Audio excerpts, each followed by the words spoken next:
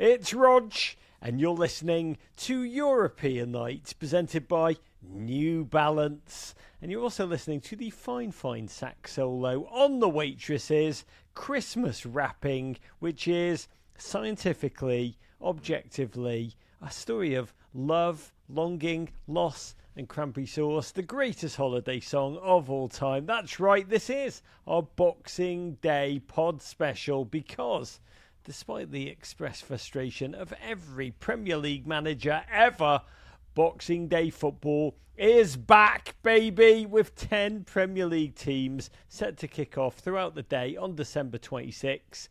I mean, what else are British people going to do on a bank holiday in winter? Spend time with their families? Spread Christmas cheer?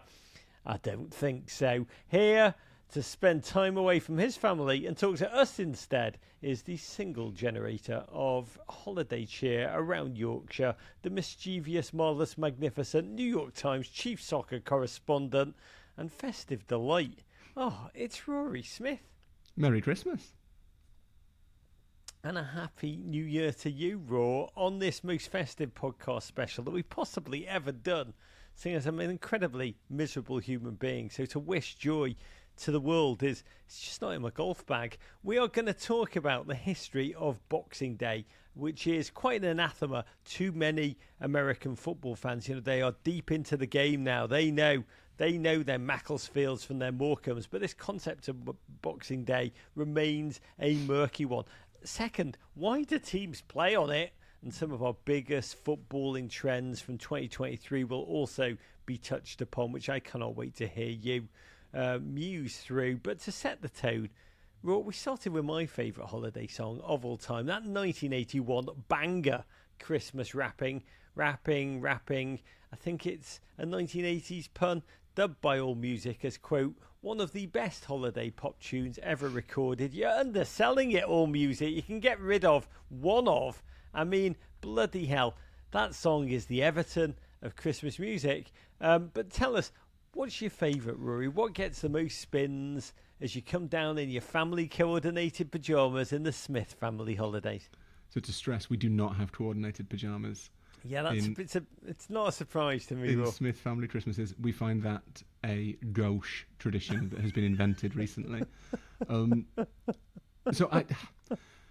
Of my generation, I'm slightly too young to remember the British heyday of the Christmas novelty single, but I do have a soft spot for E17's Stay Another Day, which I think was a Christmas number one in like 94 or something. But I think the one that Why that one in particular? I would have been 13. It was the height of the boy band wars. Take That versus E17. It felt like a really significant victory for E17 in that particular epic battle. And it's also just quite a good song, to be honest. It's one of those songs that you know everyone who is in their early to mid 40s in Britain knows the words to that song. So it's special. It's E17, a special. who is the other big boy band? Take That. Come on. Oh, another banger. Rory, you have revealed to us, speaking of the Boxing Day slate of football matches, traditionally serves only those coming in hot, no filler. So let's put the carols and the mash away and get down to the football. Today we're going to discuss how football became synonymous with Boxing Day. Like many things on the other side of the Atlantic, the history goes back hundreds of years.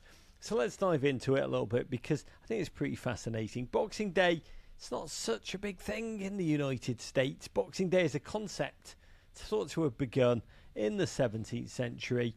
It refers to the day after Christmas, at which time rich families traditionally gifted their servants, the upstairs, turning to the downstairs and giving them a Christmas box of presents or gratuities. It's not, as you are probably hopefully thinking from YouTube, a shortening of Unboxing Day, where everyone films themselves opening Christmas presents, or also from YouTube, some backyard violent scrap shot in somebody's garden in Florida. But the Oxford Dictionary and Mr. Charles Huffman Dickens both reference Boxing Day in the 1830s. But a present day, in my childhood at least, which isn't present day, come to think of it, it's come to mean really the start of year-end sales. Capitalism, baby. But Rory, I've seen Boxing Day roughly described as British Black Friday. But you live there. What does it stand for now, this day, in 2023. To be fair, there is that connotation that it is the day the sales begin. Obviously, there's a big sort of commercial run up to Christmas. That's when everyone's spending money, and the remaindered stock goes on sale for Boxing Day. So I remember from my childhood, which is also not the present day, you'd see kind of people who spent Christmas Day presumably with their families would be queuing up to get into stores at 4 or 5 o'clock in the morning on Boxing Day. That said, this might sound a little bit idealistic.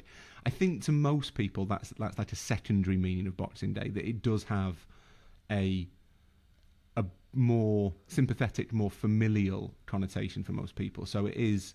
We don't have many bank holidays in Britain. We are relatively short compared to our cousins across the Atlantic, and to the slightly more relaxed approach to life of the Europeans, shall we say. We have, I think, 9 or 10 days across the year, maybe not even that. A lot of the religious festivals, obviously, we don't really celebrate anymore, so we don't get St. Swithin's Day off anymore or anything like that. By the way, that was the one that came to my mind. I was like, you don't even get St. Swithin. What's the world coming to? Game's gone. Game's gone when you don't get St. Swithin's Day off. But so Boxing Day it's a secondary day at Christmas, and people spend it with their families. They use it to eat up leftover turkey and everything else. We don't have. You've offended me by saying mash at Christmas. You can't be having mash at Christmas, but it's a day for sitting around watching TV, spending time with your family, eating too much food, playing with your toys. As a child, I think breaking them. It is breaking your toys, complaining about your toys, offering a sort of critical review of Santa's performance, that sort of thing. It's a family day for most people, I think, and that's maybe why it always struck me as odd to see that footage on the news back when you got your footage from television news and not from TikTok of people queuing up early in the morning on the Boxing Day sales. Because to me, Boxing Day was a day that you spent with your family, and in the house doing nothing. Although actually, to be fair, I say that I should clarify. My mum always made us go for a walk on Boxing Day. Lots of people like a Boxing Day walk. A ramble? Very, very much a ramble. We are regular listeners to European Nights will be unsurprised to learn that I come from a rambling family, and a lot of people go for a Boxing Day walk. It's family time. It's a day for family in a country that doesn't give us many days off work during the week to do that. God, I love that notion of just using Boxing Day to analyse Santa's XG on the gift giving. The XP. Exactly. I'm also so annoyed about for some reason, so annoyed about St. Swithin's Day. I mean, how do you not get the day off? Maypoles do not dance around themselves. But football and Boxing Day, I mean, they are now utterly synonymous. And it's been a holiday tradition in Britain dating back to 1170, when medieval, or essentially mob football, and by mob football, I don't mean Sean Dyche's Burnley tactics. I mean, these games played over Christmas and Easter. The first official Boxing Day match took place in 1860, meaning if the fixture was a Super Bowl, we've been using Roman numerals that would not be seen in the game of American football over here for another 4 decades. I think that would be CLXII, just off the top of my head. Catch me on that, listeners.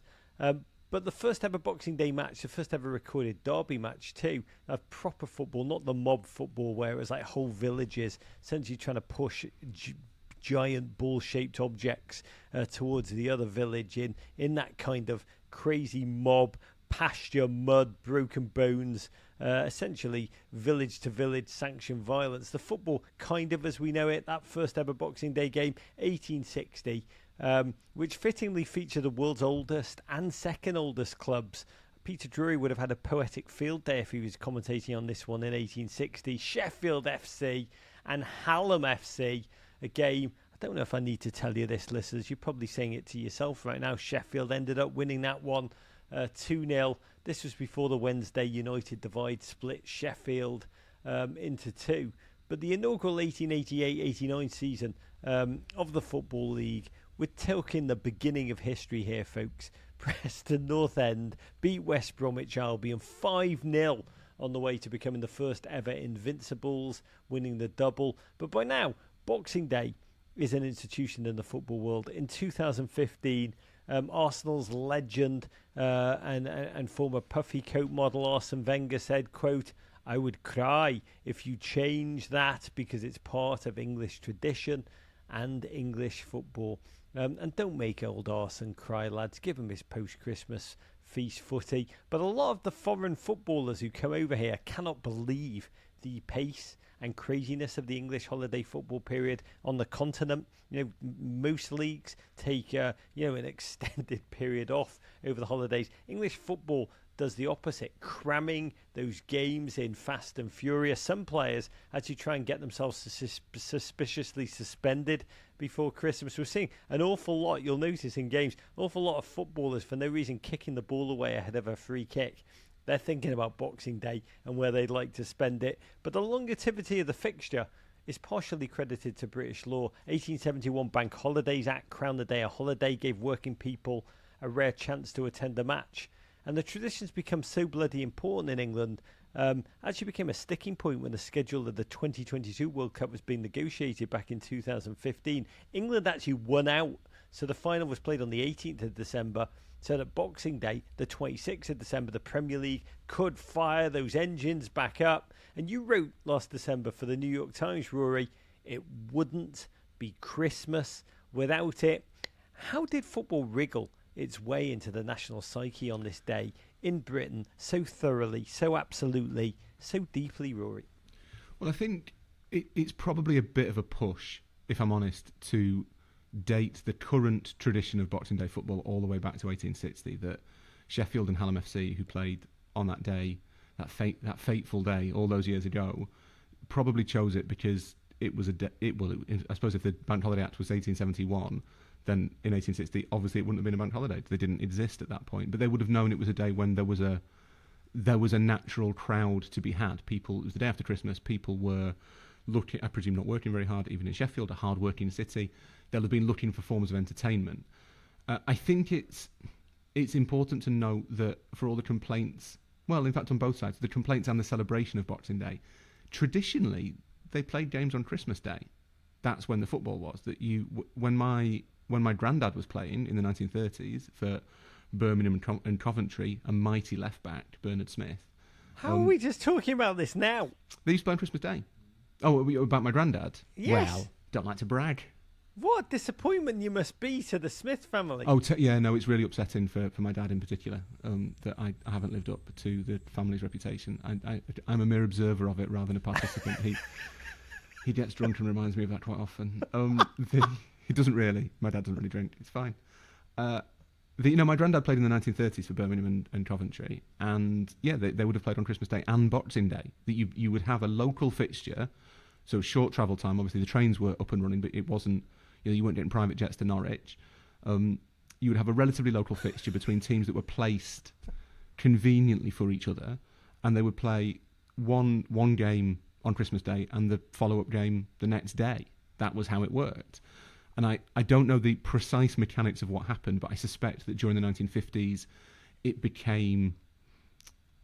the focus became that Christmas Day was a day for the family, so it wasn't fair to make footballers work. This was when footballers obviously were still under the maximum wage. It wasn't the all singing, all dancing entertainment spectacular that it is today. So they got rid of the Christmas Day games because it was sacrilegious or something. And Boxing Day became the red letter fixture.